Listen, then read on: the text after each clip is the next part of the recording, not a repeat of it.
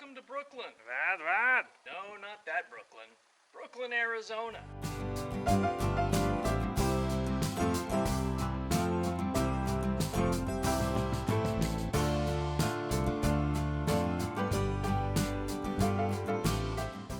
I'm the rock hopper. And as I was tootling around on dirt roads in the middle of nowhere in the Arizona desert, I came across a couple of really amazing finds. Here's a first glimpse of some ruins and an old mining area. So I was scouting this place out toward the end of the day yesterday, and I just happened to come upon the guy who owns the mining claims to this area, and he gave me some information about this place. Turns out he was from Pennsylvania, and he was just out here on a vacation doing some hiking and exploring, just like me. Unless you've got a high clearance four-wheel drive, don't even think about driving to the ruins. This place looks pretty interesting, so let's have a look around. This is the Brooklyn Hotel. $1.25 for just one night?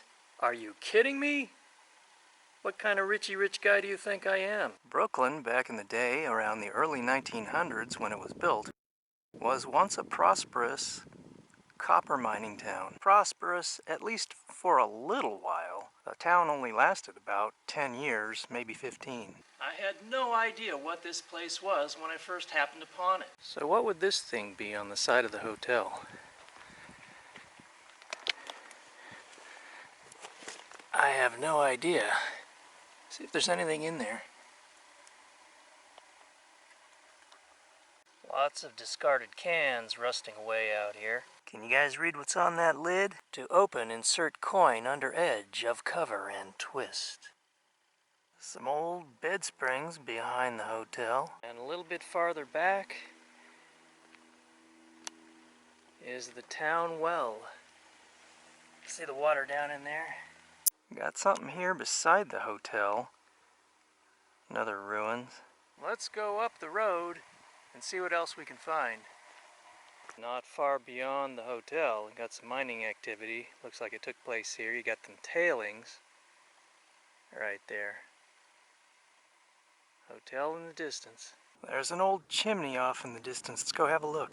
This big old chimney is all that's left of the superintendent's house.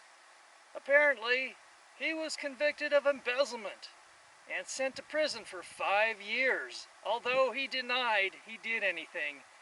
And 5 years later, apparently, he was acquitted. Close-up view of the rocks in the chimney, and it looks like there, in that quartz, is some copper. That greenish stuff there. Now, I'm no geologist. I'm just taking a guess. But based on what's out here, that might be a likely possibility. I'm seeing something right out there. So let's go check it out. Looks like we found the powder house. This is where they kept the dynamite. Everything here had to be transported by buckboard. Can you imagine bringing in 200 pounds of TNT on a bouncing wagon? I wouldn't want to be that guy. Yeah, these walls are solid. Look how thick. A foot thick concrete and rocks. Looks like this is where one of the mines was. Big pile of tailings here. There's the ruins beside the mine with the powder house in the back.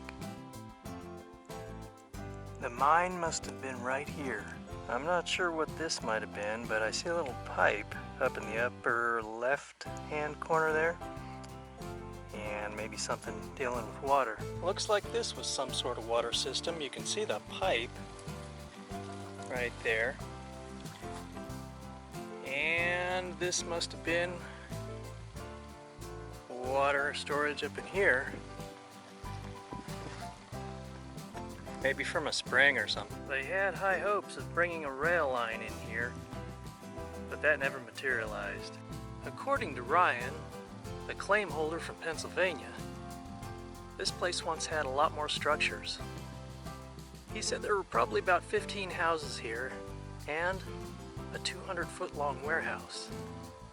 It was essentially a small town. A fire ripped through here a few years back, is evidenced by the charred trunks and limbs. I don't know if there are any structures remaining that were here, left to burn. I imagine most of them were already gone. So with the embezzlement scandal, the loss of money, and unhappy investors, most of the town, after only about 10 years, was sold off for scrap, including the roof on the hotel. Why the roof, you might ask? Well, it had some good wood there, and wood is a scarce commodity in the desert. An old bucket rusting away. I've been looking and looking to find a can lid, all rusted, that had some lettering embossed on it, because I wanted to film it for you and read what it said on there and show you. But it looks like the people who came down in a Jeep yesterday also found it interesting and took off with it. Vad? I'm just a little Jewish man from the other Brooklyn. You should be coming out here and taking pictures, not artifacts. What's wrong with you people? Leave things alone, damn it. Piece of an old horseshoe right there. So I've searched and searched for that lid with the embossed lettering on it, because I really was curious to read what it said and show it to you guys. And this is the closest I found, but the other one was perfectly intact. So it looks like those people did indeed take it along with them. Leave things alone, damn it. Yeah, these people were scrounging around for artifacts. You can see where they took a lid of a different sort, probably right there. Little area on the earth there is a sign. Here's another place where they probably took something. You can see right there, slight impression, and they probably took the bottom of a broken bottle. Leave things alone, damn it. There was something right there. You can see the outline with the rocks. Maybe a little house, possibly? So what was this, I wonder?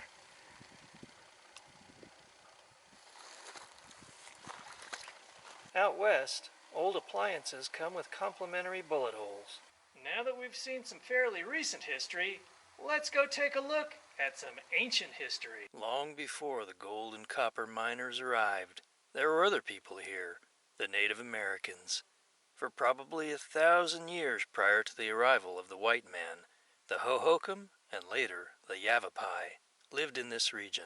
The Hohokam and the people whom archaeologists refer to as the Perry Mesa tradition, not to be confused with Perry Mason, a court drama TV character, built these structures. Some of the dwellings had over 100 rooms, and it's estimated that perhaps 3,000 people lived in this region. Around 700 AD, the Hohokam left the lowlands to occupy the mesa tops and set about constructing elaborate villages. These ruins had about 20 to 30 rooms. It's surmised that severe drought forced the people to uproot and move elsewhere, leaving these large villages behind. These Hohokam ruins contain roughly 30 rooms. Early Spanish explorers encountered the Yavapai people, but it's unclear whether they had any connection to the Hohokam or the people of the Perry Mesa. In the 1870s, the Yavapai were forcibly removed by the U.S. Army and relocated in the San Carlos Indian Reservation of eastern Arizona. Eventually, they were allowed to return to their ancestral homelands. Aside from the ruins, the native people left something else behind. Our little buddy here is pointing the way. What the ancients left behind were petroglyphs. Not to be confused with pictographs, which are colors painted on rocks. Petroglyphs are actually chiseled into the rocks themselves to leave an impression. This was their artwork. You could say that they left a lasting impression. So let's explore their artwork. Maybe we can decipher some of the meaning. Some things are fairly obvious, like this, which looks to be a deer and a fawn. There's a beehive up in there. Those bees are the guardians of these petroglyphs right here. Yup, guardians of the glyphs. Animal symbols are fairly common. such as these, which look to be in the middle there like a lizard. Sometimes you get rocks which are entire panels, such as this one. Possibly at the bottom is a snake. Above that snake, lizards. And then there are the other creatures, more large animals, more than likely symbolizing deer. This one looks like it could be a bird. It looks like deer on this one, but what about this one right over here? That's a bit odd. Could it be a scorpion, perhaps? This looks to be a trio of bighorn sheep. You can tell by the head where you see the long horns stretching back. In the lower left, 3 bighorn sheep, and above it, a deer. This one looks like what happens when a deer breeds with a scorpion. On this panel, it definitely looks like a human being, or a space alien. This panel is quite amazing. A lot of symbolism here. Let's have a closer look. I would venture to say that the animal in the middle is a dragonfly. This one here actually does look a little bit space alien-like. Look at those big eyes. Lizards and circles. I'm not sure what the circles symbolize. This one looks like a man beneath a crescent moon. I would guess that this probably symbolized a lunar eclipse. As for the other symbols, I don't really know. Does anyone? This one looks to be 2 people with horns on their head and a deer below, or some sort of animal. I wonder if this symbolizes ceremony, where they were wearing antlers for part of it. This one is a very large deer. Another amazing panel. Let's have a closer look. I see one that's tinted red. Look at that. It was chipped in, looks like a deer, and then it's like they put some reddish dye onto it. This one has a humanoid quality. To the left of it is a deer. Behind the cat claw, looks like a sun symbol. Cat claw bush does a good job of sticking into and tearing up your pants. What does that one up top signify, I wonder? Could it be a turtle? Or possibly a chuckwalla? Chuckwallas inflate. That's how they escape predators. They inflate themselves between cracks in the rocks, and they just wedge themselves in there tightly. Wow, look at that one. I think that one symbolizes a mountain lion, judging by the long tail, and if you look closely, what appear to be claws. Now, these two appear to have human qualities. The one on the left looks like it has a big head. Do you know any people with a big head? Hello, little bee. That's an interesting one right there. It's like a deer inside the sun. The variety of petroglyphs here is amazing. Someone chipped in a pair of hands right here. Animals atop a circle. I wonder if that circle symbolizes the earth. That looks like a face. Maybe it's some sort of pre-Rolling Stones symbolism, with the face and a tongue stuck out. Some more animals, except for the lower left. I don't know what that is. I don't know if there's any way to figure out what that could be. Here's a closer look. It's like a square with legs and antenna. I have no clue as to what the one on the far left could be. This panel is full of circular designs. I'm thinking that must be coyote there. A beautiful February day, and the flowers are blooming. Just getting started.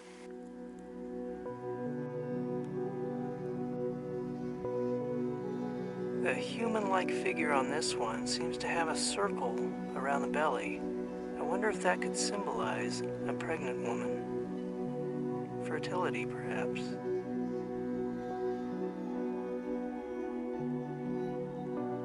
Lizard man.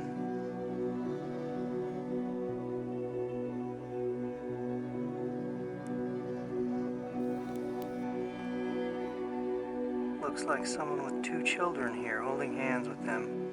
Could this one be a centipede? That must be a snake. You think? Anybody have a clue as to what this could symbolize? These ones look like starfish. Can you see the faces in these rocks? This looks like an area where Indians were grinding mesquite beans and such. They created these impressions, and you got a rock even in here that may have been used to actually just grind Whatever, you can see the numerous impressions in the rock. Here's another one. Plenty of pottery shards in this region. Found a mine shaft right here. So we'll go in and take a look. There could be bats or owls flying out at us. Worse yet, there could be hibernating rattlesnakes in there. Take our chances. Let's go.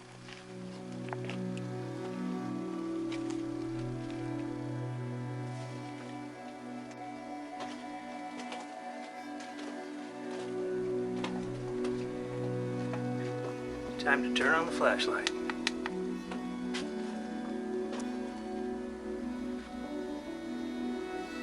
Well, that didn't go very far back, did it?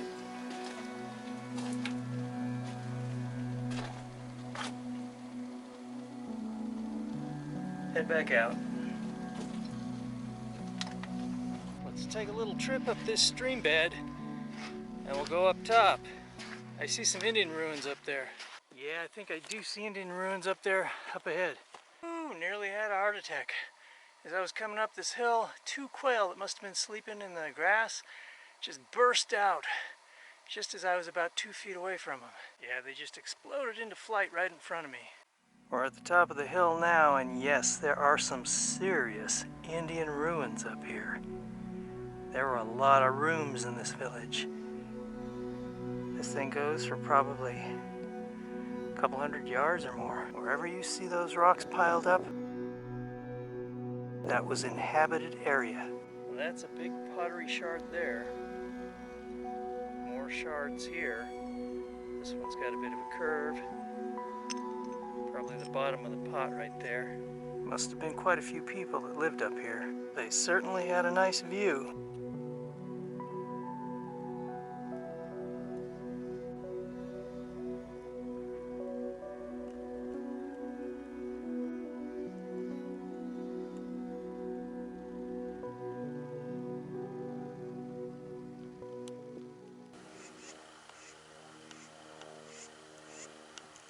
Stay tuned for a petroglyph photo gallery. I'll play some Native American flute for you too.